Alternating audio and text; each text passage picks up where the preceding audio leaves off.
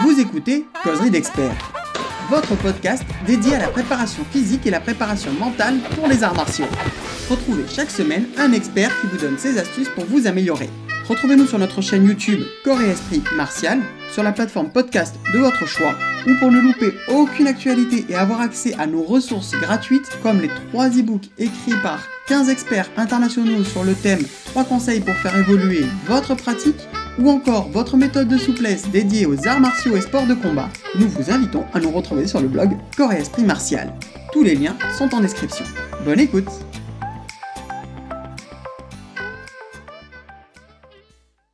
Bonjour à tous et bienvenue pour une nouvelle interview du blog Corps et Esprit Martial. Aujourd'hui, nous avons la chance et l'honneur de recevoir Anthony Rea. Anthony Rea, que je laisse se présenter en quelques mots. Bonjour à tous. Merci de m'accueillir. Donc, très souvent connu pour mes combats en MMA, donc combattant de MMA, en quasi-retraite, que j'ai pas encore officiellement annoncé, et pratiquant depuis maintenant un peu plus d'un quart de siècle. Merci. Alors, si vous voulez en savoir un peu plus sur Anthony, il a fait une superbe interview avec Lionel Froidure, où il parle vraiment de sa pratique, de son histoire. Comme vous le savez, sur notre chaîne, on parle plus de préparation physique et prépa mentale. Il va faire 2 interviews avec nous sur ces thèmes-là. Et donc, je vous mettrai en lien celle de Lionel si vous voulez en savoir plus sur le parcours d'Anthony, si vous ne le connaissez pas encore. Et bien entendu, vous aurez aussi ses réseaux sociaux, donc Facebook, Instagram, t'es dessus ou toi? Oui, t'es dessus, je te suis en plus. Oui, donc Insta, voilà, tout ce qu'il faut pour le retrouver, être au courant de ses actualités, et voilà. Donc aujourd'hui, on va attaquer la première interview qui est sur la préparation physique, pardon, on commence par la préparation physique. Donc, combien de fois déjà, toi, par semaine, aujourd'hui, tu t'entraînes avec le confinement? Alors, je suis pas en ce moment, je suis pas un bon élève. Moi, j'avoue, entre le fait, alors, je prends 2 minutes pour remettre ça un peu dans le contexte. J'ai fait mon dernier combat en fait en mai 2019. Ça faisait 25 ans en fait que je combattais.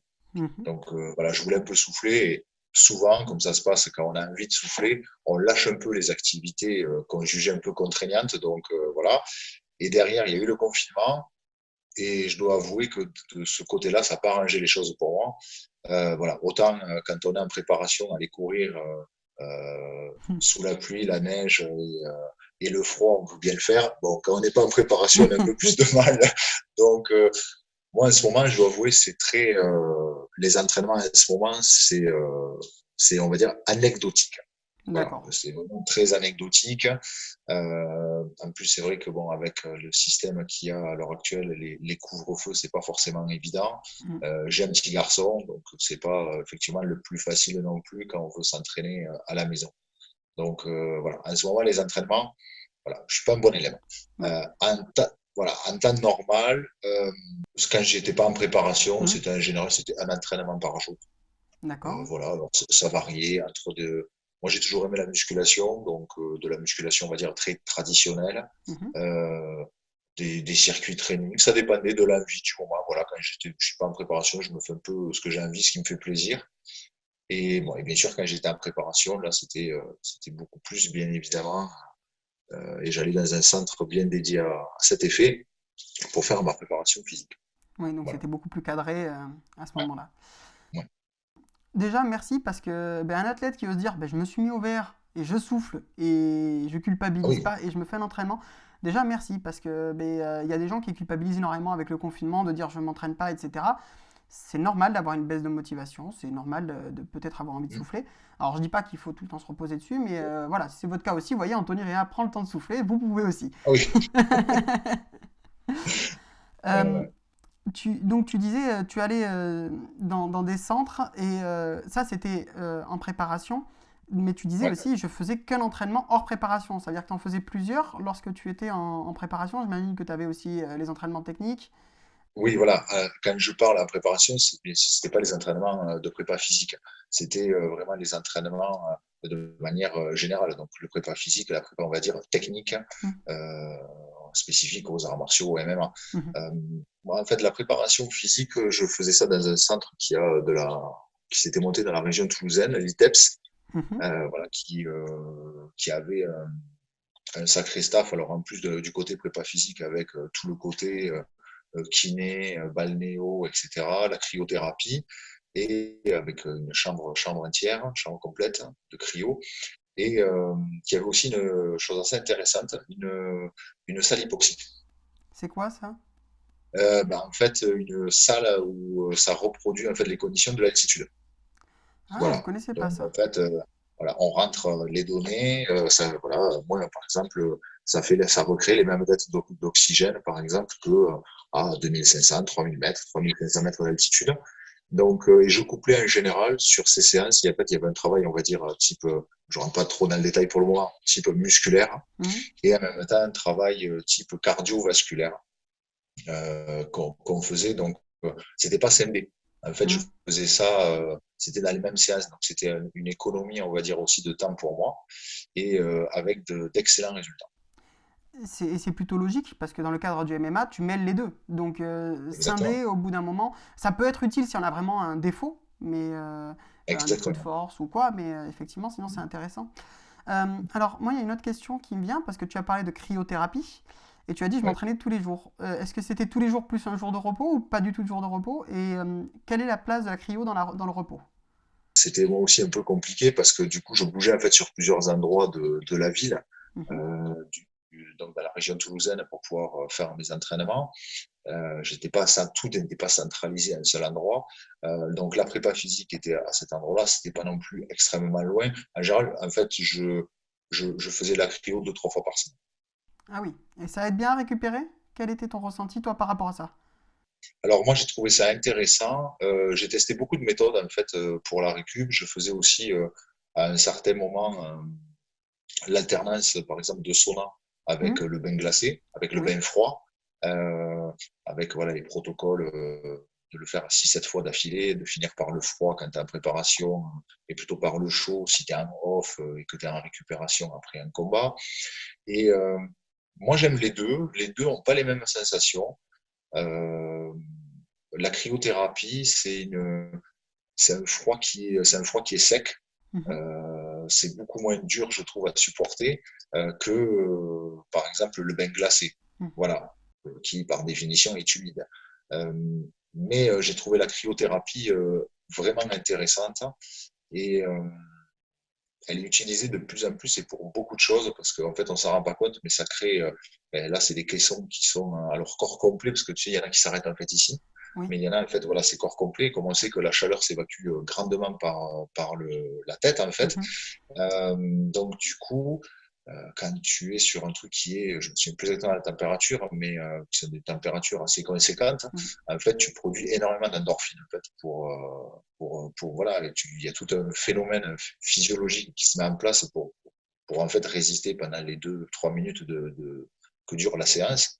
Et il y en a aussi d'ailleurs qui s'en servent apparemment avec un certain succès pour en fait les problèmes de sommeil. Ah oui, oui, oui, j'en avais entendu parler, oui aussi. Voilà. Donc, non, franchement, voilà, la petite séance arrivée, suivie par un coach, préparation physique avec un très bon plateau. Il y avait tout ce qui était aussi les machines, vous savez, air comprimé, les Kaiser, etc. Kettlebell, bon, après tout un travail en soi assez classique hein, de préparation physique, plus la chambre hypoxique, la balnéo. Après, c'était voilà, c'était un peu de balnéo et derrière la cryo, j'étais pas mal. Ouais, ouais. Bah, ça fait un sacré emploi du temps, hein. C'est là où on se dit, Ah ouais, ouais, ouais, ah, être non, non, athlète, c'est du temps, c'est ouais, de l'investissement, on se rend pas forcément compte. c'est C'est ça. aussi pour ça qu'on fait ces vidéos, hein, pour que les gens qui ont des objectifs. Ben, oui, c'est ça, c'est les déplacements aussi. Hmm. Là-dessus aussi, il faut pas oublier, bon, pour moi, ça semble assez logique, je pense, pour tous les athlètes, mais surtout pour les athlètes soumis à catégorie de poids, c'est aussi le régime. Bah, bien sûr. Euh, voilà, moi, quand je partais, parce qu'après, bon, j'ai déménagé, je n'habitais plus sur la région de Toulouse, mais je continuais à aller m'entraîner sur la région de Toulouse. Enfin voilà, moi, c'est préparer mes repas à l'avance. J'avais une diète hyper précise à suivre. Voilà, je partais avec ma glacière, mes petits paquets, paquet 1, paquet 2, paquet 3, paquet 4, pour pouvoir être prêt, mes collations après les entraînements. Enfin, bon, c'est une logistique. Oui, parce qu'on se fait vite avoir. C'est Jacques Tapol qui racontait ça dans son livre Karaté et Petit Satori. Il avait mangé des fruits de mer 2 ou 3 jours avant la compétition d'Europe, et ben hop, c'est chez Jacques. Ouais, Donc, ouais, ouais, non, c'est- ouais, ouais, ouais, c'est on se fait vite avoir. Donc, c'est une organisation. ouais, Donc, bravo déjà pour le parcours que tu as parcouru, hein, j'imagine qu'on te l'a dit plein de merci. fois. Mais félicitations pour la détermination parce que les gens ne se rendent pas compte. On se rend compte du combat parce qu'on l'a sous les yeux, mais toute la préparation et tout ce que ça demande. Moi, les athlètes, à chaque fois, je suis ébahi par la détermination qu'il vous faut pour en arriver là. Oui, non, c'est que effectivement, souvent on voit, en fait, on voit le résultat. Les gens voient le résultat, ils veulent voir le résultat, ce que je comprends tout à fait, ce qui est normal. Mais on en parlera aussi pour le côté, je pense, préparation mentale. Tout ce qui est en amont est en fait très important. Et encore une fois, c'est la partie non visible de l'iceberg. Voilà, faire un combat, qu'importe la discipline, mais aller faire un combat sans préparation, on peut le faire. Maintenant, est-ce qu'on met toutes les chances de son côté pour réussir? J'en suis pas sûr. Donc voilà, c'est des entraînements, il faut se faire mal aux entraînements, faut chercher à progresser, il faut suivre sa diète, il faut faire sa préparation physique. Moi, j'essayais en fait de vraiment minimiser en fait on va dire l'inconnu. Voilà, c'était essayer de maîtriser le maximum de paramètres. Et d'ailleurs, bon, on en parlera, comme je l'ai dit, sur le côté prépa mental, mais ça joue aussi, je trouve, beaucoup du côté de ce côté-là. En fait, quand tu sais que tu es prêt, que tu as fait ce qu'il fallait pour être prêt, déjà, voilà, que quand tu sais que, bon, ben, grosso modo, tu n'as pas suivi ton régime, que tu n'as pas fait tes fractionnés, que tu n'as pas fait ta prépa physique et que tu t'es pas trop fait mal aux entraînements, je pense que peut-être mentalement, tu n'attaques pas le combat de la même manière. Oui, j'imagine que voilà. Quand on se sent pas prêt, ça doit pas être évident de monter C'est ça, c'est dans la ça, cage. Euh, exactement.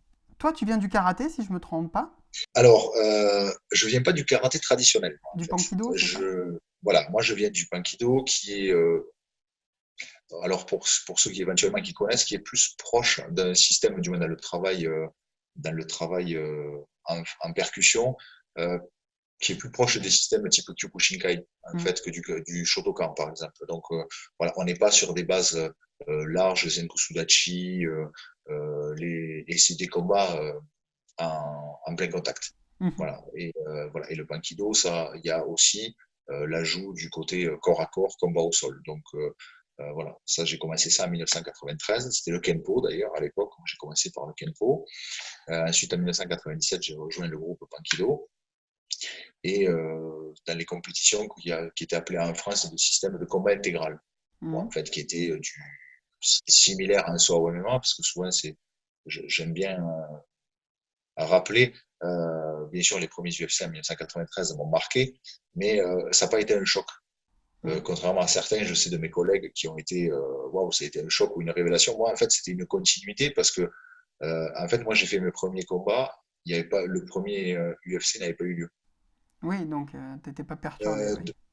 Donc voilà, c'est pas une question, je compare pas, hein, c'est pas la Bien question, sûr. il n'y a pas de comparaison par rapport à ça, mais moi en fait quand j'ai vu les premières images, alors surtout qu'il n'y avait pas les réseaux sociaux, hein, ni Mhm. Internet à l'époque, on a su ça presque qu'un an après, à travers les magazines spécialisés, hein, à l'époque Karate Bushido, Budo aussi, je pense que tu vas peut-être te souvenir, Budo, Budo oui. International, Ouais. voilà, qui sortait aussi.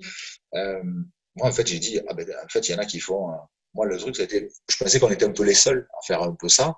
Mhm. En fait, en fait, il y en a d'autres qui le font, et en fait, ils le font en plus dans des trucs, on va dire, voilà, dans des shows, des choses médiatisées. Voilà, on le voit maintenant dans les magazines partout au niveau international. Mais voilà, j'ai pas eu moi le choc. C'était une continuité assez logique pour moi.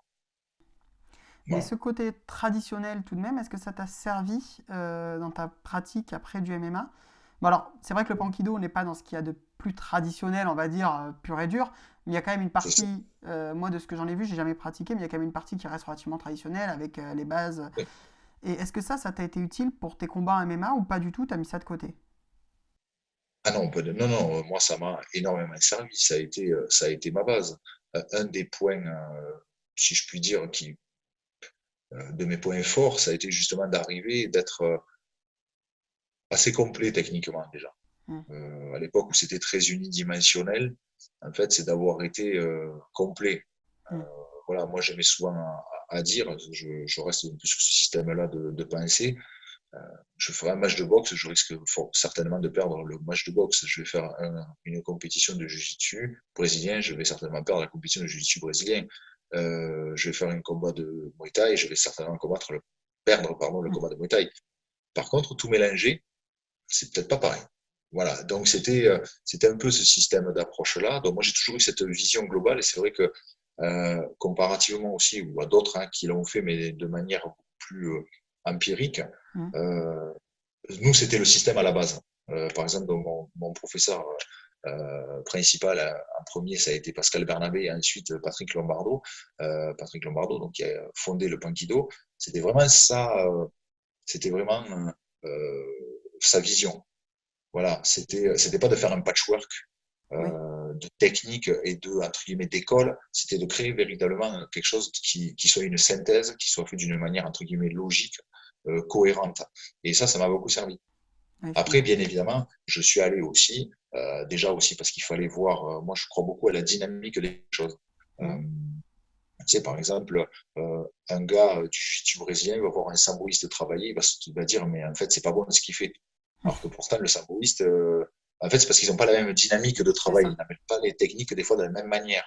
Mhm. Mais je trouve ça intéressant, il faut les connaître. Mm. Et donc, je suis allé m'entraîner. Ensuite, bien évidemment, ben, aux États-Unis, il y a beaucoup de lutteurs. Donc, je suis allé m'entraîner dans des clubs de lutte. J'ai pratiqué aussi avec des gars du JJB. Je suis allé pratiquer avec des gars du Muay Thai, du kickboxing. Voilà, tout ça pour enrichir, bien évidemment, aussi mes connaissances personnelles et puis à voir aussi comment les gens que j'allais aussi avoir en face allaient travailler. Mhm. Bien sûr. Parce que c'est intéressant aussi, peut-être, tu me dis que, enfin, c'est une question que je me pose, mais c'est peut-être intéressant aussi parce que ça t'oblige à voir comment ta technique fonctionne dans un autre paradigme. Parce que quand t'es en Muay Thai, t'es pas dans la même garde, t'as pas dans la même distance, par exemple, que karaté, et toi, ça t'oblige à adapter finalement. Exactement. Exactement. Je pense qu'en fait, il y a beaucoup de. C'est pour ça qu'en fait, même dans le MMA, quand tu regardes, il y a des cycles. Alors, il y a des cycles, on va dire de technique. Hein. Bon, il y a eu Mm. les grappleurs, il y a eu un petit retour des strikers, il y a eu les lutteurs. Ça tourne un peu cycliquement et on voit par exemple dans le pied-point, ben, par exemple avec McGregor, qui est plutôt dans des attitudes d'ailleurs assez karaté, un peu comme Mm. Lyoto Machida, qui est beaucoup sur entrer, sortir, les mains pas forcément hautes. On n'est pas du tout dans l'attitude de garde de type kickboxing ou Muay Oui, Thai, c'est ça. par exemple. Mhm. Et ça, du coup, ça influence des gens voilà, qui essayent. Et, euh, et le problème, c'est que quand la première fois tu te retrouves confronté à des gens comme ça, et que toi, tu es habitué à un système, par exemple, beaucoup plus terre à terre, comme par exemple le Muay Thai, Mm. qui est beaucoup plus posé sur ses appuis, beaucoup moins mobile, entre guillemets, ça te déstabilise. Oui, bien sûr. Et moi, encore une fois, je suis persuadé que pourquoi sur quoi tu peux arriver à travailler et tu peux arriver à te défendre, c'est quelque chose auquel tu as été déjà confronté à l'entraînement. Mm. Il ne faut pas découvrir en fait des situations le jour J en compétition. Donc, ben, si demain, je trouve que c'est bien moi de varier dans tous les cas les types d'entraînement, les types de sparring aussi. Alors après, c'est des fois un combat professionnel, tu sais parfaitement l'adversaire que tu as, tu sais le profil qu'il a, donc bon voilà, c'est un peu différent, mais dans une vue, on va dire plus d'ensemble, je trouve que c'est bien d'avoir des styles différents et d'aller s'enrichir pour justement avoir ce côté connaître les dynamiques des personnes que tu as en face. Je comprends. Je me permets de faire d'ailleurs un petit parallèle avec Richard Douyeb qui a participé à un e-book qu'on a écrit qui est gratuit, téléchargeable juste en dessous. Il y a 15 experts. Tom Duquesnoy aussi que tu dois connaître. Ouais. Voilà, Mhm. ils ont participé à l'écrit et il disait lui, c'est pareil, le couteau il le banalise pour savoir en fait d'où il vient, être habitué à être attaqué sous tous les angles quand on est assis, etc. Et c'est vrai que ben, finalement, enfin, quand on avance, on remarque que les gens ont souvent la même façon de voir les choses avec leur angle bien sûr, mais une vision assez Oui, large et c'est intéressant de faire ce parallèle-là parce que ce que tu dis aujourd'hui, un professeur d'aïkido ou de karaté que j'aurais pu interviewer aurait pu dire la même chose si j'avais posé les mêmes questions avec son angle. Mais mhm. c'est ça que je trouve intéressant en échangeant avec des experts comme toi. Et du coup, moi je me demande, est-ce que tu as déjà essayé d'échanger avec des personnes qui étaient de ce qu'on appelle plus traditionnel, souvent qu'on oppose complètement, comme l'aïkido ou des choses comme ça, ou pas du tout, ça t'a jamais intéressé? Alors j'ai échangé avec quelques personnes du milieu, bon, parce que c'est un peu plus mon milieu, on va dire, de culture, Hmm. euh, voilà, dans le milieu du karaté. Et en fait, je dirais, passer, c'est pas péjoratif ce que je veux dire, mais passer un premier stade, euh, en fait, je me rends compte que on se retrouve beaucoup sur certaines manières même de travailler. Hmm. et que, en fait, c'est le début d'apprentissage où des fois on a des méthodes, on va dire, un peu différentes, mais à terme, on retrouve beaucoup de choses assez similaires. Là où après, des fois, on peut être effectivement, bon, on n'est pas forcément tous d'accord, euh, c'est sur la manière, l'entraînement, bon, les vieux conflits, hein, entre guillemets, je dirais. Moi, je suis persuadé qu'il faut en fait s'entraîner à quelque chose. Moi, je prends un sniper. Un sniper, il est bon parce qu'il s'entraîne à tirer. Mhm. C'est pas le jour au Chili qui découvre comment on tient une carabine et comment on tire au sniper. Moi, j'ai fait des entraînements de manière, des interventions de manière régulière auprès de la cellule de combat, par exemple, du premier paiement, qui sont avec les forces spéciales. Ben, les gars, ils s'entraînent tous les jours, entre guillemets, enfin tous les jours, très très Mhm. régulièrement, d'un à tirer, bien évidemment, et deux, à se mettre dans des situations, en fait, voilà, par exemple, pour les libérations d'otages, dans des lieux clos, avec du bruit, avec du gaz, enfin, c'est incroyable. Et en fait, moi, je reste persuadé de ça. Moi, fondamentalement, je remets pas de technique nécessairement en compte. C'est, est-ce que la personne va être à pouvoir arriver à l'appliquer, en fait, à une situation, entre guillemets, de conflit? Parce Mhm. qu'on sait que même déjà un sport, des fois, c'est compliqué d'aller faire un combat. Parce que le stress. Et donc, je me dis, il faut s'habituer au stress. Voilà. Donc, il faut maîtriser le stress, il faut s'entraîner sous conditions de stress. Moi, personnellement, je ne pense pas que les protections soient un outil qui est inutile ou qui dénature la pratique. Je prends toujours un exemple, le cas du Shinai, du Du kendo. Kendo, qui a été inventé par des samouraïs. C'est parce que les samouraïs, ils voulaient qu'ils arrivent à s'entraîner, en fait, sans s'arracher la tête, sans se tuer.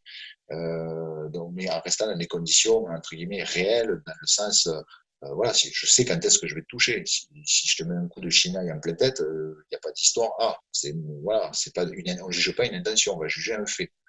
Euh, donc, un peu, c'est un peu à ce niveau-là. Après, échanger, moi, je trouve ça, bien au contraire, très, très, très intéressant. Après, je pense qu'il y a aussi quand même on ne pourra pas la lever, il y a quand même des philosophies qui diffèrent.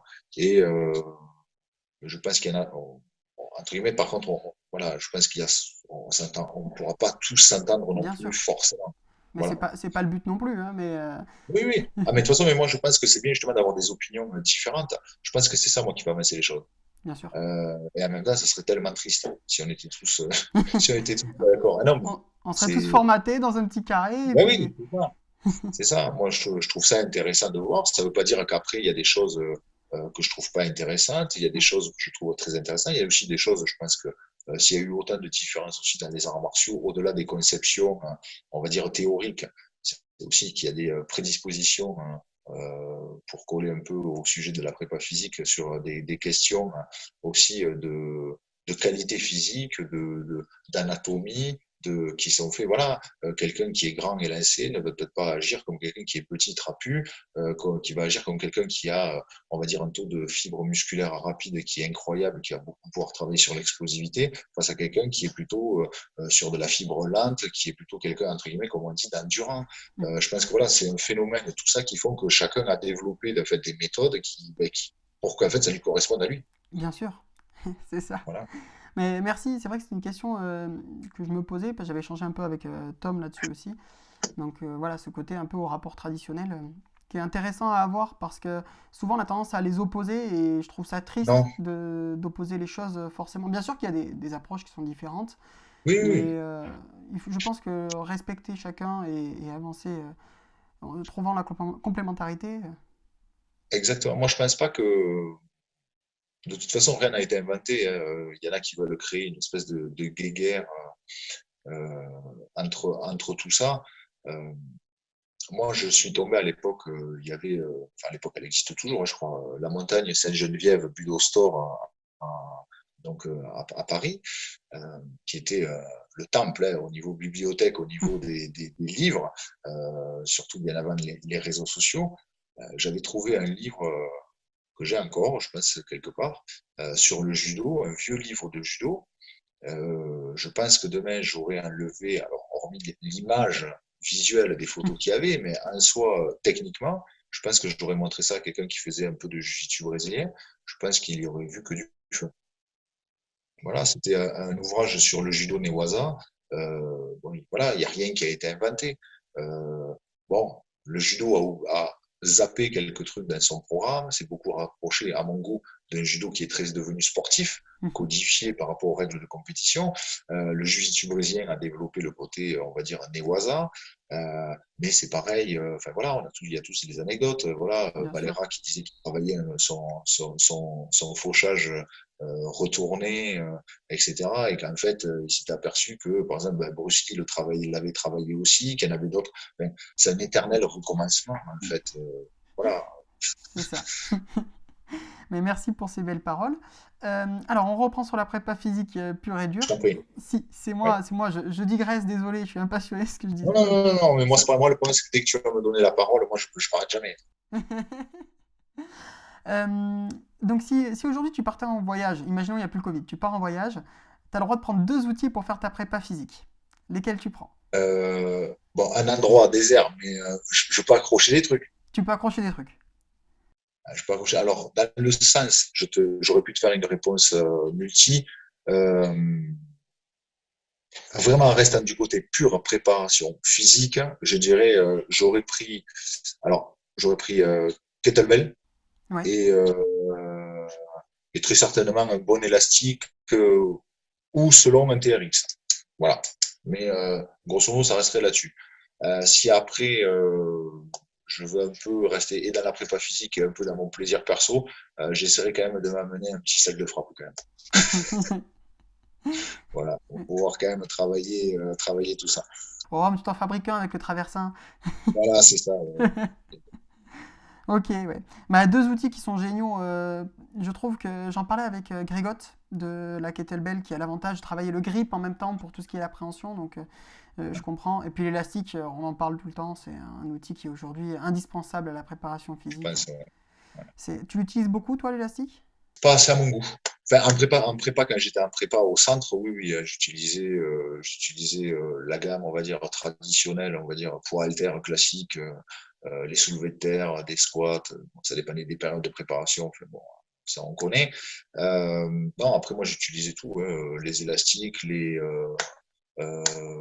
kettles, le TRX, la masse, le pneu. Enfin, Mm. bon, voilà.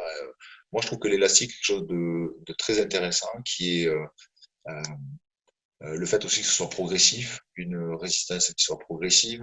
Il n'y a pas cet effet de, par exemple, sur développé couché, de point critique. Et qu'en Mm. fait, une fois que tu as dépassé le point critique, ça peut paraître plus facile.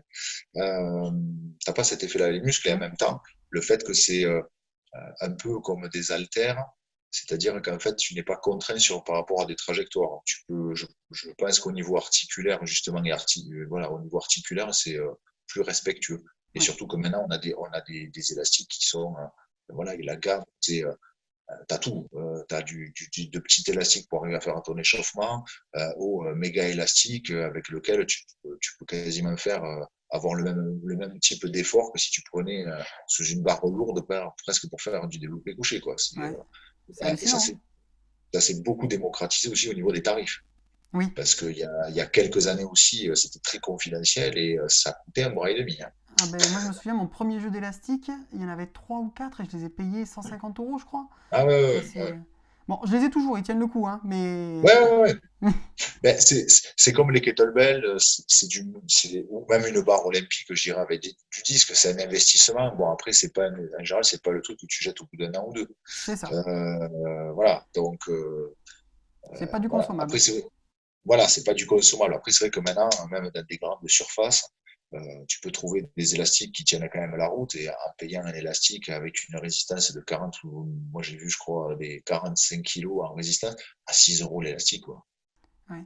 Donc bon, bah, s'il tient pas trop le coup très longtemps, t'en rechanges dans pas longtemps et Ouais, puis voilà, c'est ça. Je veux dire, ça c'est à clair. l'époque, c'était même pas imaginable en fait. C'est ça. C'était impossible.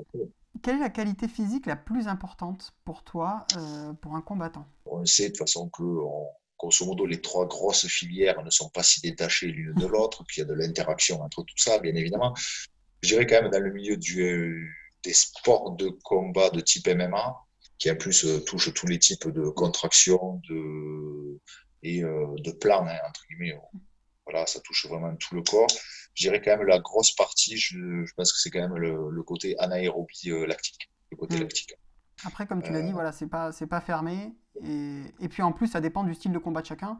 c'est ça, je pense que bon, il y a quand même une constante, il faut être Mm. capable quand même de pouvoir aller dans le lactique, maintenir un effort et par contre essayer de récupérer assez vite dès qu'en fait tu as le moyen d'à peu près récupérer. Mm. Vu que même on le sait dans les systèmes de round, par exemple, 5 minutes de travail pour une minute de récup, on sait qu'à une minute de récup, c'est quasi infaisable de faire une récupération. C'est partiel. C'est ça, c'est une récupération très partielle. Euh, mais bon, voilà, il faut essayer d'optimiser par rapport à ça. Après aussi, il y a les prédispositions de chacun, le style. Alors après, c'est le fameux débat qui de la poule de l'œuf. Voilà. Après, moi, je pense qu'aussi, il faut que le combattant, ou au mieux son coach, ou son staff de préparation physique, selon comment il travaille et les moyens qu'il a, c'est d'arriver à analyser ça aussi. Mm. Moi, je me souviens quand j'avais fait un test à l'effort. Moi, depuis que je suis gamin, même quand j'étais au collège, je faisais des compétitions de cross-country avec l'UNSS. Mm. Euh, J'étais bon sur les distances en fait qui représentaient à peu près une vingtaine, 20, 25, allez, maxi 30 minutes d'effort. Mm. Voilà, j'étais bon parce qu'en fait, je pouvais être sur du lactique. Et en fait, Mm. j'ai toujours été bon. En fait, maintenant, quand j'analyse ça, je sais qu'en fait, j'étais fort là-dedans. Parce que j'arrivais en fait à maintenir un seuil très haut au niveau du lactique Mm. pendant longtemps. Et quand j'ai fait mes tests à l'effort, j'avais un seuil qui était relativement bas. Je crois que j'étais à 146. Donc, j'étais pas, tu vois, j'avais pas un Mm. seuil, tu vois, machin. J'ai des potes qui faisaient du vélo, ils avaient leur seuil à 172. Ah oui. Donc, le mec, j'étais à 172 de pulsation, il fait pas de lactique. Par contre, l'inconvénient, la plupart qu'ils avaient, c'est que dès qu'ils rentraient dans le lactique, ils n'arrivaient pas à le tenir très longtemps. Voilà. D'accord. Moi, par contre, ce que j'arrivais, c'est que même à la fin, j'ai fini le test d'effort. En fait, j'ai arrêté le test d'effort, le dernier que j'avais fait à l'époque. Et en fait, moi, je pouvais continuer. Mm. Et le médecin me dit, ben, dis-moi au niveau des données médicales, voilà, gazeux, etc., j'ai ce qu'il me faut. Donc, on va pouvoir travailler. Il me dit, mais si après, il me dit, en fait, un jour, il faudrait le refaire et aller jusqu'au bout. Il me dit, mais vous avez un bon truc au niveau du recyclage, au niveau des lactates. Et du tampon au niveau des lactates. Donc, et d'un côté, il me dit, bah, c'est pas hyper choquant vu et Le ça, enfin, profil. tu vois, dans tous les cas, vous avez un sport qui correspond quand même à ce que vous faites, parce que Mm. voilà, je fais pas, ça dure pas une heure les combats. Bah oui, bien sûr. Voilà. Après, est-ce que c'est le fait d'avoir pratiqué ce style de discipline qui m'a fait devenir comme ça, ou est-ce que je suis plutôt dans la deuxième, c'est-à-dire ce que je vais te dire maintenant, et avec l'exemple que j'avais quand j'étais jeune ado avec le cross-country à l'UNSS, je pense que c'était plutôt mes qualités déjà, entre guillemets, génétiques que j'avais, qui fait que j'ai justement été peut-être un peu plus prédisposé à performer dans ce type d'activité. Est-ce que toi, tu as joué dessus? C'est-à-dire, est-ce que tu as essayé de dire ça, c'est mon point fort, je vais jouer dessus, souvent ce qu'on fait? Ou est-ce que, au contraire, tu as dit, bon, c'est mon point fort et je ne travaille pas dessus? C'était quand même très, très artisanal quand même au début, tout ce qu'on faisait. Donc moi, je me suis rendu compte que de toute façon, j'avais des prédispositions là-dessus par rapport même à mes premiers combats. Bon, quand j'avais 16 ans, et voilà, 1993, bon, la préparation physique, surtout dans le milieu des arts martiaux, on en était encore à certains à croire que il fallait surtout pas pousser de barre pour la musculation. Enfin, limite, voilà, à part le footing et faire du sac de frappe, bon voilà, il faut s'arrêter là, quoi. Euh, Moi, je m'en suis aperçu de l'utilité de la préparation, de la prépa physique, et comment dire, j'ai pas, ça a été un enchaînement en soi assez logique, même si au début c'était pas très bien conduit de ma part, parce que Hmm. j'étais pas conscient et je connaissais pas assez les choses, mais ben, je savais que j'étais pas mauvais dans ce truc-là, donc je savais qu'en fait j'étais capable de mettre beaucoup de rythme, en fait, sur une période de temps limitée, entre Hmm. guillemets. Donc, forcément, j'en ai joué. Enfin, j'en ai joué. Ça m'a permis, ben, en fait, comme je faisais Hmm. en cross, ça me permettait, parce que je savais que l'épreuve, ça durait 20 minutes, je partais, j'étais à la limite presque en semi-sprint. Ouais, je Voilà, comprends. et en fait, à mon avis, hein, j'avais pas le truc à l'époque, un cardio fréquence mètre, Hmm. fin des années 80, début 90, ça n'existait même pas. Mais je devais être, à mon avis, je devais être à 170, 180 pulsations. Hmm. Mais en fait, je restais là-dessus tout le temps en fait, de mon cross. Voilà, Ah par oui. contre, ça aurait dû durer une heure, je suis tombé. Oui. Je serais tombé au bout de 20-25 minutes, ou peut-être 30. Donc, dans tous les cas, mes performances seraient effondrées. Euh, donc, forcément, moi, j'ai vu l'intérêt que j'avais là-dedans. Mm. Donc, je l'ai fait. J'ai cherché à l'améliorer, forcément, Mm. parce qu'il faut toujours améliorer. Après, j'ai toujours été un peu partisan, comme au niveau technique, de distinguer les phases de préparation et les phases, entre guillemets, hors saison, ce que j'appelle chez moi hors saison. Un travail un peu plus foncier, où j'essayais, même si je pense que, pour du moins au niveau du seuil, au niveau du travail, au niveau du seuil, bon, demain, j'allais pas arriver à faire monter mon seuil à 170 pulsations. Enfin bon, Mm. Oui. voilà, je faisais 80, entre 95 et 100 kilos. Puis bon, je pense qu'il y a des choses quand même, au bout d'un moment, on peut pas non plus tout modifier. Euh, donc voilà.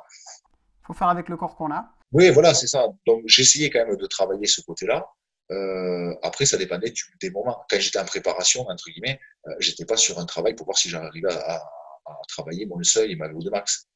Mm. Voilà, j'étais sur de l'affûtage, sur la potentialiser en fait les acquis que j'avais déjà. Mm. Donc c'était là en fait le but. Et c'est pareil au niveau technique. Mm. Moi, ce que je dis en préparation d'un combat, on apprend quasiment rien au niveau technique. Ce qu'on va améliorer, c'est sa coordination, sa réactivité, enfin voilà, la mise en application de la technique. Mais on ne va pas apprendre réellement une nouvelle technique ou une nouvelle combinaison à 2 semaines d'un combat. Si, t'auras pas le temps de la rentrer dans ton jeu. Donc, Voilà, donc ça, c'est à faire ce que j'appelle en hors-saison, en mm. off. Voilà, pas en préparation, voir des nouvelles choses. En plus, c'est bien. On rentre aussi dans le domaine de garder la motivation, Mm. apprendre des nouvelles choses, pas rester sur des choses récurrentes, parce qu'il y a ça aussi, il y a la lassitude. Bien sûr. Je fais une petite parenthèse sur certains sports. Je pense que certains sports, en fait, sont ce que j'appelle moi les sports les laborieux. Euh, le cyclisme, Mm. la natation, par exemple. Euh, Gymnastique aussi quand même. Mm. C'est des sports, en fait, souvent où les sportifs arrêtent jeunes, en particulier la natation. En même temps, voilà, je vais prendre bien sûr la plus connue, Manodo, mais Mm. je pense qu'elle était capable de nager encore. Mais par contre, elle avait peut-être plus elle avait plus la motivation, parce que comme elle disait, en fait, depuis son plus jeune âge, en fait, elle a pas eu de jeunesse. Mm. En fait, c'était le matin, je me lève, à 7 heures le matin, je suis dans la piscine. Et en plus, entre guillemets, à faire tout le temps un peu, entre guillemets, un peu les mêmes choses. Donc, au bout d'un moment, on en a plus envie. Moi, c'est ce que je pense quand je vois des trucs où certains, on le sait, dans le milieu, tant pis, je vais peut-être briser un secret, mais moi, je vois pas comment on peut arriver à s'entraîner en sport de combat, en intensité, en préparation de combat, je parle, 6 heures par jour, 7 heures par jour, j'ai du mal à concevoir. Oui, si on compte le temps où je rentre dans la salle, où je dis bonjour, où je m'entraîne, je prends ma collation sur le tatami, je fais la douche, je discute avec les potes, oui, j'arrive à 6 heures, il n'y a pas de problème. Mais d'entraînement pur, un sport de combat, en préparation de combat, 6-7 heures par jour, moi perso, j'ai du mal à le croire. Enfin, c'est mon avis très perso. Non, après, il y a la tactique, il y a la réflexion tactique, il y a tout ça qui accompagne. Mais 6 heures d'entraînement, merci, parce qu'il y en a qui frôlent, qui essayent de monter à 6 heures d'entraînement intense, et puis on va à la blessure, et ça se paye. Et ça se paye. Donc il vaut mieux prendre son temps. Exactement. Et ce qui est compliqué dans la prépa physique, dans la gestion, et encore plus dans les sports de combat, on a la problématique des blessures de tout sportif. Oui, Donc, qui peuvent être, c'est pour ça que je dis ça, liées au surentraînement. bien sûr. Parce qu'en fait, on a toujours l'impression qu'on n'en fait jamais assez. Et la problématique du trauma dû à la discipline. En fait, on est doublement impactable. Ouais. Parce que d'un côté, tu peux te faire casser un avant-bras, je dis n'importe quoi, sur un coup de pied, tu peux te faire casser le nez, tu peux te faire péter une arcade. Mm. Enfin, bref, les blessures qu'il y a un sport de combat de percussion en plein contact, et les traumas, alors bien sûr, les chutes aussi, les coudes tordus, les entorses, voilà, même liés aux méthodes dites de grappling, et les traumas purs de sportifs, voilà, un claquage, une élongation, une déchirure, etc. Mm. Ça fait beaucoup à gérer déjà. C'est ça. Donc le repos, c'est important. C'est pour ça que je te posais la question sur le repos tout à l'heure. Non, moi, au début, je m'entraînais beaucoup tout le temps. Mm. 6 jours par semaine, tout le temps. Et puis après, en fait, je me suis rendu compte que j'étais rentré dans une espèce. Alors aussi, j'ai l'avantage. Il faut bien avoir un avantage quand tu vieillis, au moins dans le niveau sportif. C'est d'avoir un peu des fois un peu plus de lucidité. Et en fait, je me disais, mais en fait, je le fais machinalement. Et par exemple, je m'étais aperçu que selon mon cycle, je faisais donc 2 sessions d'entraînement par jour, en fait, 5 à 6 jours par semaine. Mm. En général, avant, c'était ça. Et en fait, au bout d'un moment, je me suis aperçu que le premier jour, par exemple le lundi, ça allait. Le mardi, des fois, c'était un peu limite, parce que je me demandais, à chaque fois, c'était des choses, je tapais dedans, on va dire, donc c'était un peu compliqué. Et en fait, à partir du mercredi, j'étais en mode survie. Et en fait, quand j'ai réussi à me poser et à analyser ça, je me suis dit, mais en fait, il faut que je modifie mon planning d'entraînement, parce que déjà, il faut que je respecte un peu plus des cycles Mm. d'entraînement, et bien, voilà, voir qu'est-ce que je travaille à chaque séance, et pas faire un peu à l'arrache, et être tout le temps dans le rouge, en fait, à chaque entraînement, et tout le temps sur la même filière. Et de deux, en fait, il faut que j'intègre réellement le repos en fait là-dedans. Et en fait, je me suis aperçu que des fois, en faisant du coup sauter une séance, par exemple au début, par exemple le mercredi après-midi, Mm. en fait, ça me permettait de pouvoir récupérer et du coup de pouvoir reattaquer les séances du jeudi, en fait, en étant bien comme il faut. Eh oui. Donc, en fait, pour une question d'ego et de me dire, ouais, moi, je m'entraîne 2 fois par jour, j'y vais à fond, 2 fois par jour, 6 jours par semaine, en fait, je me tirais tout seul une balle dans le pied. Je Et sais pas si c'est une question d'ego aussi ou des fois de manque d'information parce que toi tu es quelqu'un de curieux, tu es quelqu'un qui va chercher à comprendre, tout le monde ne l'a pas. Tout le monde n'a pas un préparateur physique derrière lui et on veut bien faire, il y a plein de gens qui veulent bien faire. Moi sur le blog, j'ai plein de gens qui me contactent, qui me disent oui, je me suis blessé, je m'entraînais tant de temps. Je dis mais oui, mais le repos quoi. Nous on a un article qu'on a dédié au repos, on en a fait plusieurs en disant il faut prendre des vacances parce que les gens ne s'en rendent pas compte parce qu'on se dit plus c'est mieux. C'est ce que tu disais au début. mmh, Et ce repos, comment tu le prends? Est-ce que tu te faisais des massages? Est-ce que tu dormais? Est-ce que tu faisais rien du tout? Est-ce que tu prévoyais un moyen de récupérer? ouais, ça dépendait. Ça dépendait. Moi, en général, voilà, là, c'était la période où j'aimais bien aller dans un centre de thalasso. Voilà, jacuzzi, Le truc sympa. euh, ouais, les trucs sympas. Après, du coup, je faisais mes bains. Voilà, du coup, bon, c'était une séance aussi quand même, mais Oui. bain chaud, bain froid, la récupération. Et il y a des fois, ben, si ça non plus, j'avais pas envie, ben, c'était simplement d'être chez moi et de faire pour une fois toute autre chose. Et la charge Voilà, mentale, donc ça fait du bien aussi. oui, oui, mais je pense qu'en fait, c'est encore une fois, moi, j'ai une vision vraiment globale des choses et euh, je pense que c'est vraiment important. Je vais te raconter une anecdote. Quand j'étais un peu à fond, la prépa, puis moi, c'est un peu compliqué des fois, les combats professionnels. Bon, vous savez, moi, j'étais dans une période un peu compliquée, ça se passait pas comme je voulais. J'en discute à l'occasion d'un entretien avec mon médecin de famille, Mhm. qui me connaît très bien, donc, mon médecin de famille. Il sourit, il me dit, mais en fait, il faut que tu changes de sport, que tu fasses un autre sport. Alors moi, je regarde, je dis, mais attends, j'en fais assez comme ça, du sport. Il me dit, je me suis mal exprimé. Il me dit, c'est pas forcément du sport au sens strict que je parle. C'est trouve-toi une autre activité. Il me Mhm. dit, en fait, ce qui était à la base ta passion est devenu ton métier, en fait. Mhm. Donc, en fait, il faut que tu t'oxygènes la tête. Donc, il me dit, moi, ce que je te conseille, je te dirais presque de ne pas faire un autre sport parce qu'il me dit, je te connais. Et à la fin, si tu vas faire de la natation, il va falloir que tu vois comment tu arrives à faire pour les temps, pour les piscines. Il me dit, ça, c'est les compétiteurs. Il me dit, trouve autre chose.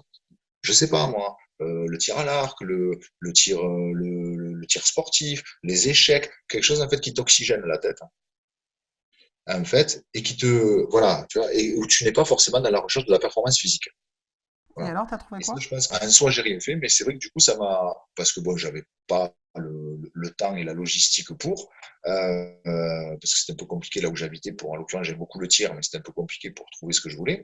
Euh, mais du coup, ça m'a fait prendre conscience qu'en fait, ouais, il fallait arriver à décrocher et trouver d'autres activités que des fois simplement se poser, euh, regarder, pourquoi pas un film, ouvrir un livre, lire un bouquin, euh, faire autre chose et s'oxygéner. Ben, en fait, dans tous les cas, il fallait pas culpabiliser de le faire. Voilà. Et en fait, moi, je me suis aperçu surtout, c'est qu'après, par exemple, là, en l'occurrence, le jeudi, je me disais, ah, ben, jeudi, je me sentais bien. Et du coup, le jeudi, j'attaquais, j'étais beaucoup plus performant qu'avant. Parce qu'en fait, avant, j'étais tout le temps, j'en gardais toujours sous le pied à chaque séance, parce qu'en me disant, putain, la prochaine, je vais ramasser, parce que je suis déjà fatigué. Donc, en fait, je me donnais jamais à fond sur les séances. Tu vois, j'étais toujours dans l'économie. inconsciemment, mais j'étais dans l'économie en me préservant un peu pour la prochaine séance. Et en même temps, la fameuse séance, je ne pouvais pas m'y donner à fond non plus. C'était un cercle vicieux. Donc, en fait, je me suis rendu compte que des fois, moins, c'était mieux. Oui, non, mais voilà, mais avoir une bonne planification, planifier, ne pas culpabiliser. Moi, il y a, à la fin, vraiment, sur le truc, des fois, j'étais à l'instinct. Mm. C'était, aujourd'hui, je suis lessivé, je suis mort. Puis bon, entre guillemets, j'avais quand même passé déjà 40 ans. Et aujourd'hui, il faut souffler. Ouais. Voilà, pourquoi? Ben, alors oui, si maintenant, par contre, je me retrouve à devoir souffler 5 jours par semaine, bon, là se pose la question, est-ce qu'il faut poursuivre l'activité compétition? Mais non, mais tu vois, en soi, ne plus culpabiliser, à se dire, mais en fait, je le fais, c'est pour mon bien. Oui. Déjà parce qu'il faut penser au long terme. Et oui, ça, c'est la deuxième chose que je veux dire, c'est exactement ça, c'est qu'il y a une vie aussi après. Mhm. On a fait à la base du sport pour se sentir mieux, des arts martiaux pour se sentir mieux dans sa vie générale en termes de santé, psychologique, etc. Si à la fin de la compétition, entre guillemets, l'ère compétition, c'est juste je range le kimono et je remets plus jamais un kimono de ma vie, c'est triste, hein. C'est triste, ouais. Voilà, c'est pas le but. C'est passé à côté de quelque chose. Mais ouais. Et toi, tu fais quoi du coup? Tu envisages quoi après la compétition? Alors, déjà, j'ai pas encore complètement encore renoncé à la compétition. Je vais voir, je me tâte. On va voir. Non, mais je suis partagé parce qu'en même temps, je suis quand même aussi très lucide. Je vais faire 45 ans. J'ai jamais eu de véritable gros bobo, mais bon, j'ai quand même mon lot d'entorse un peu et de pépins à tout un peu les articulations. C'est toujours compliqué de savoir. Je pense que quand tu es compétiteur et quand tu es un combattant, tu es combattant toute ta vie. Et je pense que même en fait, quand tu as 60 ans ou 70 ans, tu te dis, quand tu dois voir un match à la télé, tu vas te dire, ah, peut-être que voilà, Si je remets les gants, c'est parti. ouais, c'est ça. Après, il faut savoir. Donc, je sais pas. C'est pour ça. J'ai pas combattu depuis 2019. J'ai pas dit que je prenais ma retraite, hein, parce que je vais pas faire comme certains, entre guillemets, enfin certains. J'ai rien contre eux, hein, mais à dire je vais prendre ma retraite pour 6 mois après dire ah ben non finalement non je me suis. Ça peut être souvent c'est pareil. Je pense que beaucoup reviennent de ces décisions-là parce qu'en fait ils avaient juste besoin c'était de souffler, de prendre du Mm. repos. Bien sûr. Voilà, la pression aussi, l'entraînement, voilà. Puis, comme je dis, on n'est pas en mode on-off. Mm. C'est pas je bosse, je rentre chez moi, ça y est, je fais plus ça. Moi, quand t'es combattant, t'es un combattant H24. Voilà, ta récup, ta nutrition, les restrictions que tu peux avoir au niveau social ou quoi que ce soit, du fait que ben, le week-end, tu vas pas forcément boire un verre et manger au restaurant avec tes amis. Ah ben ça, oui, c'est ce qu'on disait tout à l'heure. Non Le mais sacrifice voilà, d'athlète, on s'en rend pas compte, hein. c'est ça. Et donc, au bout d'un moment, c'est légitime, je trouve, de pouvoir dire que j'ai envie de souffler. Besoin de vacances comme tout le monde. Voilà, il faut que je prenne des vacances, il faut souffler. Et que quand ça fait 20 ans ou 25 ans que tu fais ça, tu as envie de dire, j'ai envie de vraiment souffler pendant un bon bout de temps. Voilà, donc moi, du coup, j'ai pas dit, j'arrête pour après revenir. Je ne sais rien. En plus, la période est tellement trouble en ce moment avec les histoires là, qui ont lieu, les confinements, les couvre-feux et tout ce qui s'ensuit. Donc, je n'en sais rien, je ne sais pas. Je verrai comment ça se passe dans les prochains mois. Si j'ai envie que je reprends les entraînements bien comme il faut et que je suis capable de pouvoir à mon sens, physiquement et psychologiquement suivre, recommencer une préparation, pourquoi pas, on envisagera, pourquoi pas de peut-être recombattre. Si c'est pas le cas, on verra. Je sais pas, bon, il y aura peut-être d'autres challenges, parce que je pense qu'on est compétiteur, on a toujours un challenge à se lancer quelque part, donc je ne veux pas trop en dire, mais bon, j'ai déjà des petits challenges dans d'autres disciplines, peut-être plus soft, ou dans tous les cas, il n'y a pas de percussion, comme le grappling ou quoi que ce soit, qui pourrait peut-être être intéressante. C'est vrai que l'avantage des disciplines, des fois, comme le grappling, c'est moins traumatisant quand même. Alors, oui, tu as le côté articulaire, tu peux te faire mal, etc. Mais Oui, mais si t'as mal, tu tapes et puis. voilà, et puis t'as pas le côté percussion, et tu as aussi le côté, c'est que même si ça dépend du style que tu as dans le méthode de percussion, mais il faut quand même de l'explosivité, il y a quand même une notion de vitesse, voilà, d'explosivité dans les méthodes de percussion, chose que tu peux un peu plus atténuer dans les formes, entre guillemets, dites de préhension. Mm. Ouais. Là, c'est un peu plus cool, c'est un peu différent. Voilà, donc je ne sais pas. Ce qui est sûr, c'est que je n'ai pas l'intention, dans tous les cas, de ranger mon kimono dans une armoire et de ne plus le revoir. Les fans peuvent se rassurer, ça c'est une bonne Voilà. nouvelle. Oui, oui. Tu parlais tout à l'heure justement de préparation, pas faire n'importe quoi, etc. Si tu devais donner un conseil à un jeune qui fait des arts martiaux, du karaté, peu importe, à côté, et qui aujourd'hui, ou même du MMA ou de la boxe, hein, et qui veut faire de la préparation physique un peu pour se mettre au Mhm. point, quel conseil tu lui donnerais toi? C'est compliqué parce que, comme dans le milieu technique, ça peut avoir ses avantages et ses inconvénients. Le problème, c'est des fois quand on est tout seul. Alors quand on est obligé, qu'on n'a pas le choix, mais bon, on se débrouille. Et maintenant, très honnêtement, avec justement les vidéos, etc., on peut quand même arriver à trouver beaucoup d'informations qui à l'époque étaient quelque chose de quasi confidentiel que tu trouvais pas, ou alors que c'était quand moi à l'époque j'avais passé déjà à la fin des années 90 mon tronc commun du brevet d'état premier degré, qui était très axé, tu sais, sur le côté Mm. anatomie, enfin tu vois, limite chimie, tu vois, etc. Donc maintenant on a quand même vachement plus accès à tout ça. Donc Mhm. après il faut toujours être prudent, c'est un peu comme au niveau technique. C'est le défaut de prendre le mauvais pli en fait quand tu fais seul chez toi.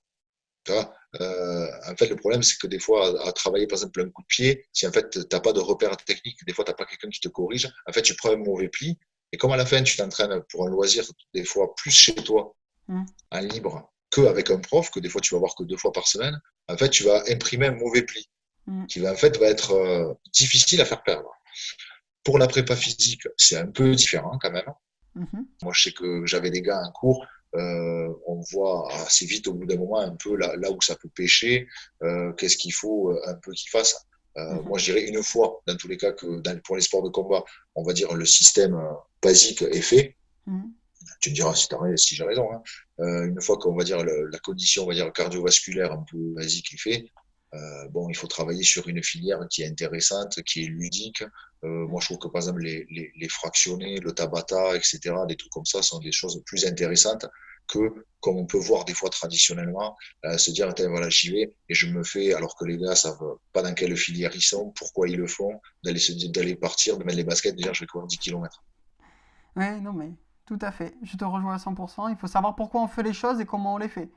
C'est ça, voilà, c'est ce que je dis, Mm. je dis à chaque fois aux gars, je dis moi ça me dérange pas de courir, mais le vieux schéma un peu de la boxe, tu sais, faut courir, vous allez se courir pourquoi en fait? Je comprends pas. C'est quoi travailler? Bon, une fois que quand même tu es un athlète, ton Mm. cœur, ton système, je veux dire, tu peux le faire beaucoup plus travailler avec autre chose que de faire un footing, on va dire à intensité basse ou moyenne Mm. pendant 10 kilomètres. Et puis des choses, je trouve, beaucoup plus ludiques aussi, quoi. Bien sûr, après ça dépend pourquoi, ça peut être intéressant, mais je suis d'accord avec toi, le fractionné est hyper intéressant pour les combattants. On peut faire du fractionné même sur les temps de récup, tu peux faire du 5 minutes, 1 minute, et ça peut être hyper intéressant, et dans les 5 minutes faire des variations. Donc oui, je te rejoins, c'est hyper intéressant. Ouais, ouais, tu peux faire ça, tu peux le faire avec du sac, tu peux le Mm. faire en atelier, machin. Moi, des fois, je me faisais, puis c'est sympatoche, et puis entre nous, c'est court. Mm. T'es pas obligé de te taper 2 heures de séance chez toi. Ah non, tu te fais ta séance en une demi-heure, trois quarts d'heure, t'es rincé. Exactement. Voilà, une demi-heure, 3 quarts d'heure, t'es bien. Moi, des fois, je me faisais le circuit, c'était, moi, j'avais le sac à eau, là, la boule, là, Ouais, aquabag. ouais, Voilà, donc c'est bien ça. l'aquabag, échelle de vitesse, pneus, kettlebell, la masse, échelle de vitesse, Mm. et je me faisais la longueur des circuits. Même tu peux faire même du fractionné sur ce système-là. C'est ça. 20-30 secondes à fond sur le sac, 10 secondes de récup, 20-30 secondes sur un autre atelier. Bah, tu as plein de trucs qui peuvent t'amuser, qui va t'améliorer un peu plus spécifiquement déjà pour ton truc, quoi. Bien sûr. Moi, j'allais à la rigueur plutôt courir.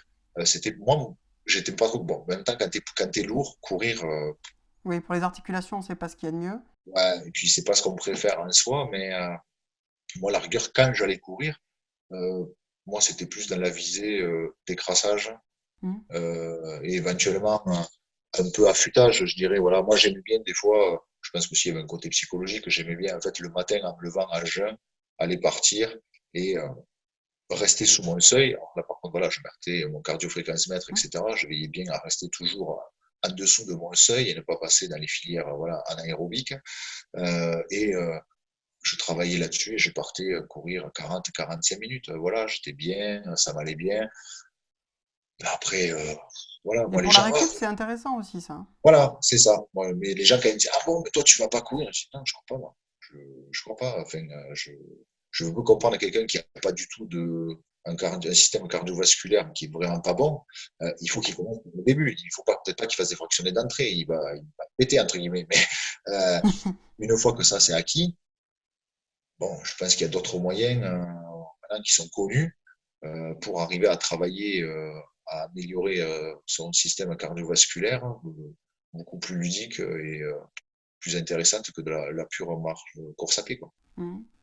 Je te remercie, c'est vrai que c'est un très bon conseil. Donc du coup, si je résume bien, hein, c'est d'abord se former, savoir pourquoi on fait les choses, et puis ensuite, eh bien, sûrement du fractionner si on a les capacités de le faire, Ouais, passer sur le fractionné. Ouais. C'est un très très bon conseil. Et ça va améliorer effectivement la récupération, ça va améliorer. Et puis quand on va pouvoir reprendre en club ou quand il va pouvoir y retourner, il va avoir plus de peps, il pourra s'entraîner c'est plus ça. en technique, il pourra envoyer la sauce. C'est excellent. Non, pas, non, mais là, par exemple, tu vois, c'est vrai, avec bon, le couvre-feu, confinement et dans tous les cas, les salles de sport qui sont fermées, ben voilà, je veux dire, rien qu'avec euh, du burpees, une kettlebell, même pas à la rigueur, un élastique, une échelle de vitesse, c'est des trucs maintenant. Une barre de traction, enfin, et puis un peu d'imagination, tu trouves de quoi t'éclater. Exactement, tu peux faire des super circuits, tu peux en faire 2, 3, 4 fois par semaine et tu peux te trouver un programme où en fait tu vas jamais faire le même circuit pendant un mois, tu feras jamais s'il faut le même circuit si tu as un peu d'imagination. C'est ça. Donc, et ça va te prendre pas forcément beaucoup de temps, c'est pas un gros investissement, donc ouais, ce serait dommage de le manquer, quoi. Oui, c'est ça. Et quelle est la zone physique pour toi la plus importante à muscler pour un combattant? Euh, alors, au-delà du biceps, non, je rigole. Non, je rigole. Ça, c'est bon pour les photos. Mais Et pour la levée de coude aussi, c'est intéressant. c'est vrai aussi. Pour moi, deux zones qui sont importantes. Donc, bah, tout ce qui est en fait abdominaux, obliques, transverses, enfin voilà, tout ce qui est au niveau de la ceinture, parce que de toute façon, ça fait la jonction.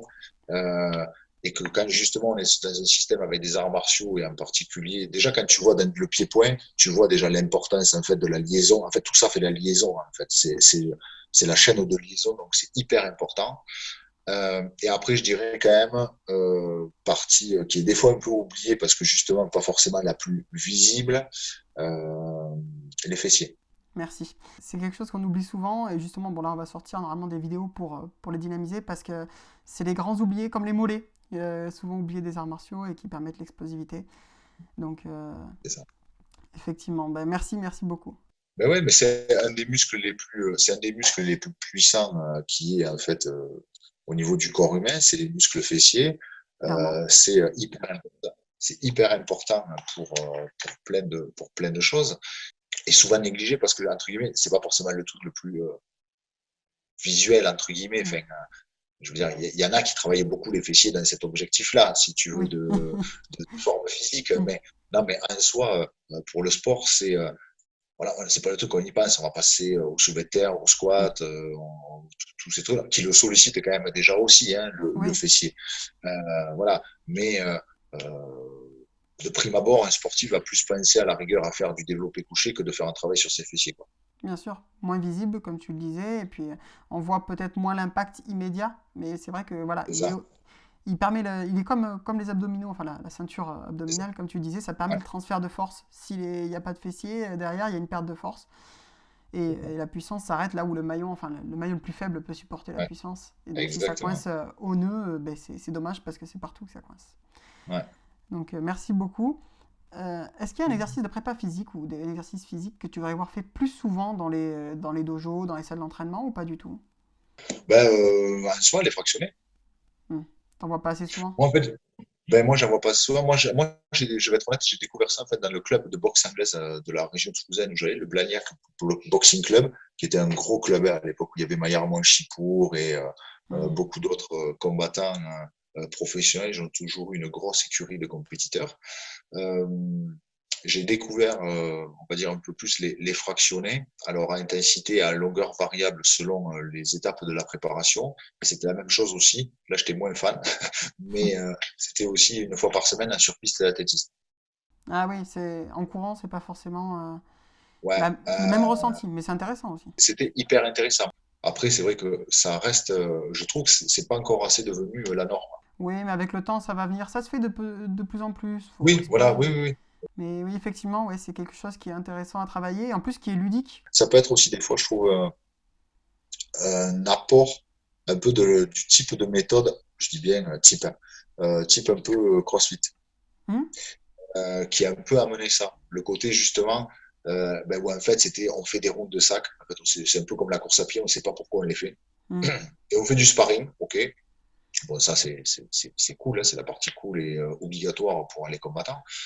Euh, et je trouve que des fois, le côté un peu crossfit a un peu bousculé, un peu, même si ça a certains effets pervers aussi, mais dans un autre, je trouve que ça a permis justement de montrer pas mal de choses au niveau un peu plus du grand public. Oui, non, je suis d'accord, hein. Le CrossFit, c'est comme n'importe quelle discipline compétitive. À partir du moment où il y a la compétition, il peut y avoir des dérives. C'est ça. Il y a les risques de l'excès. La compétition pousse à l'excès. N'importe quelle discipline, le MMA ou quoi, tu prends du loisir et du compétitif. Pour moi, c'est pas du tout la même chose, hein. Tu m'arrêtes si je me trompe, mais Ah non, mais moi, je donne souvent, tu sais, l'exemple de quelqu'un ben, qui court. hmm. Euh, la course à pied, il y a que le gars qui va aller courir, ou la dame, 5 km tranquillement, pépère, le dimanche matin. Et à côté de ça, il y a un compétiteur qui va faire que des ultramarathons, à courir 100 km, à se mettre dans des états physiques et physiologiques hallucinants. Et pourtant, les deux font bien la même chose. C'est ça. Donc, et puis il y en a qui vont peut-être se doper, etc. Donc voilà, il y a les risques. On va mal faire le mouvement et c'est là où on va se blesser pour faire plus de répétitions. Mais c'est pas le crossfit en soi qui est. Le crossfit est intéressant, je te rejoins. Et Ouais. oui, effectivement. Et est-ce qu'il y a quelque chose que tu aimerais moins voir fait dans les dojos? Quelque chose que, soit parce qu'il y a des risques de blessure, soit parce que ça te plaît pas, tu trouves pas ça forcément productif? De manière générale, moi, je trouve que ça s'est quand même beaucoup calmé. C'est vrai que dans le milieu des fois des arts martiaux, il y avait deux choses, moi, que je trouvais des fois un peu dures et pas logiques du tout. Alors, le coup de on ne boit pas pendant les entraînements, Hmm. mais je trouve que c'est quand même tombé un peu plus dans l'oubli maintenant. Hmm. Mais moi, quand même, dans les années 90, ça existait encore beaucoup dans les salles d'arts martiaux. Même années Euh, 2000, hein, moi quand j'ai commencé ouais, dans ouais. les années 2000, ça se faisait souvent. C'était presque un peu un aveu de faiblesse, quoi. Attention, il faut pas boire, hein. Si je vous dis de pas boire, il faut pas boire. Bon, je trouve ça un peu bête, hein, alors qu'on sait que voilà, l'eau, c'est hyper important, donc ça, je trouve ça un peu bête. Et puis, mais c'est pareil, c'est un peu les exercices forcés de pseudo stretching un peu hardcore que des fois on voit dans les dojos à la mode. Ouais, ouais, ouais. Voilà. Je crois qu'ils ont un peu trop regardé Kickboxer avec Van Damme en train de se faire écarter les jambes avec Ouais. les cordes, etc. Et on Faut se monte sur calmer. les mecs et... Au bout d'un moment, il faut se calmer quand même. C'est clair. Si tu pouvais retourner en arrière au début de ta carrière et te donner un conseil, ce serait lequel? Oh, je vais pas paraître présomptueux, mais non, bon, déjà, moi, j'ai pas une vision, comme j'ai dit dans plusieurs autres interviews, je changerai pas grand-chose parce Hmm. qu'en fait, je suis assez satisfait de ce que je suis à l'heure actuelle et ce que je suis à l'heure actuelle, c'est justement tout le cheminement que j'ai eu, les bons côtés, des fois comme les mauvais, bien sûr. C'est ça qui construisent. Donc, ça aurait été peut-être, oui, si j'avais pu, plutôt, ça aurait été d'avoir un côté, au niveau de la prépa physique, un côté, m'attacher les services d'un centre d'entraînement ou d'un coach plus tôt. Ouais, avoir quelqu'un pour t'accompagner, te guider un peu plus tôt. Ouais, Hmm. ouais. Je comprends. Je comprends aussi ce que tu dis, c'est pas du tout présomptueux. Déjà, ça montre que tu as de la reconnaissance envers tes coachs. Quand tu dis ben, j'aurais pas changé grand-chose, ça veut dire que tu avais des coachs qui t'ont suffisamment guidé, que tu t'es pas senti voilà, Oui, abandonné. Et oui. puis voilà, enfin, donc c'est pas présomptueux à mon sens en tout cas. Merci, merci pour ce retour. Donc avant de te quitter, je vais te poser les deux questions que je pose toujours à tous les intervenants qui passent ici. Est-ce qu'il y a une question que tu aurais voulu que je te pose sur le thème de la prépa physique? Non, je trouve pas. Je trouve qu'on a abordé des trucs assez larges. Non, comme ça, là, très honnêtement, j'en vois pas. Mais si t'en penses à une, Là, je suis j'en ai preneur. plus d'autres sur le coup. Voilà. Et dernière question, est-ce que toi, tu as une question que tu aurais voulu me poser? Alors, par rapport à la prépa physique, Oui. mais donc, je sais pas si du coup, c'était savoir en fait quel était ton avis sur le côté justement des chambres ou des salles, qu'importe le nom qu'on leur donne, des chambres hypoxiques. Alors, ben, comme je te disais, je connaissais pas. Par contre, je trouve ça hyper intéressant. Parce que on va pouvoir se mettre en difficulté.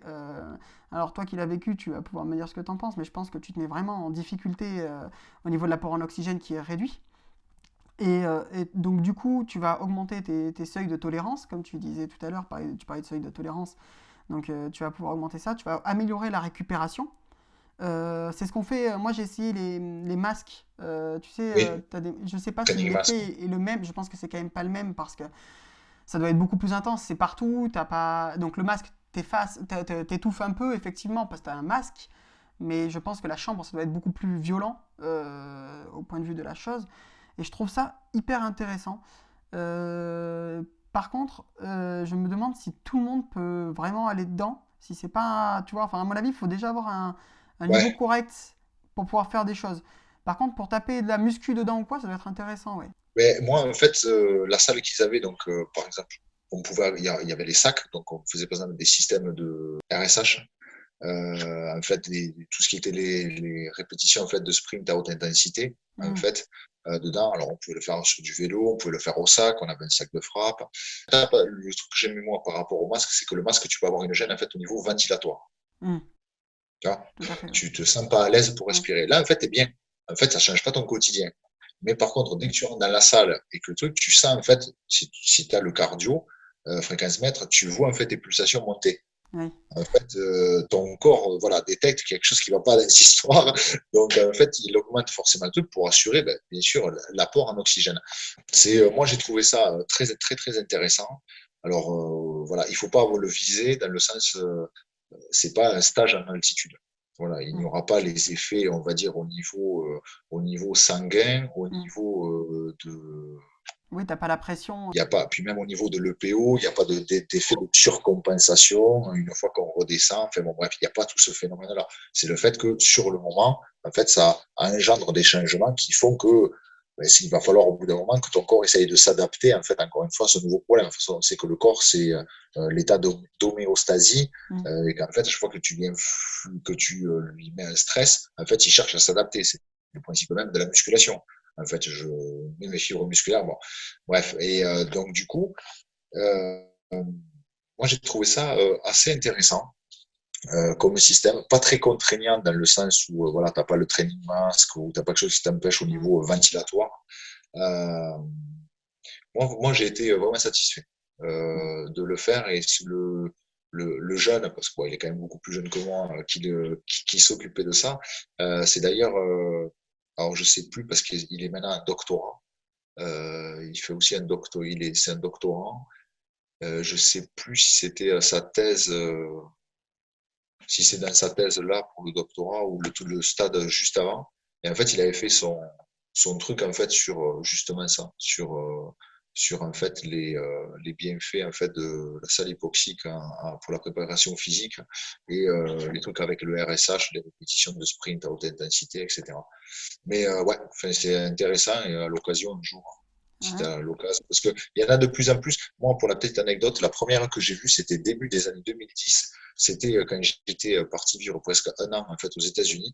Et en fait, un qu'il avait dans sa salle d'entraînement, c'était Vanderlei Silva. Ah, ça m'étonne pas, il a toujours été à la pointe Ouais. dans la recherche, etc. Donc, Il avait une salle hypoxique, donc ça devait être en 2010 ou un truc comme ça. Il avait une salle hypoxique en fait, dans sa salle. ça a dû lui coûter bonbon quand même, parce que faire installer le truc. Ça coûte très cher parce qu'il faut que ce soit hermétique, que tu aies un truc en fait, bon, enfin, c'est comme le système de clim, quoi, hein, un truc qui aspire, ben, bon, bref, c'est un truc, c'est un truc colossal. Ça vaut le coup, Ouais, ouais. ouais, J'essaierai. ouais, Écoutez, ouais, à j'essaierai, je vous l'occasion. ferai un retour sur le blog, et puis je dirai à Anthony Allez, ce que j'en ai pensé. Donc, ben, on va te laisser tranquille pour cette interview. Merci ok, beaucoup. N'hésitez pas à aller le retrouver sur ses réseaux. Voilà, il poste des choses régulièrement. Et puis, je vous mettrai l'interview de Lionel qui est géniale. Merci Anthony. merci beaucoup, merci Marvin. Ciao, ciao. Tchou bye. Merci d'avoir écouté Causerie d'experts, votre podcast proposé par le blog Corps et Esprit Martial. N'oubliez pas que si l'on crée le contenu, c'est vous qui le faites vivre. Si vous avez aimé les conseils de cette interview, n'hésitez surtout pas à partager, liker et commenter pour qu'un plus grand nombre y ait accès. Si vous écoutez ce podcast sur une plateforme qui le permet, nous vous invitons à vous abonner et à activer les notifications pour ne louper aucune sortie. On vous dit à très vite, tchou bye.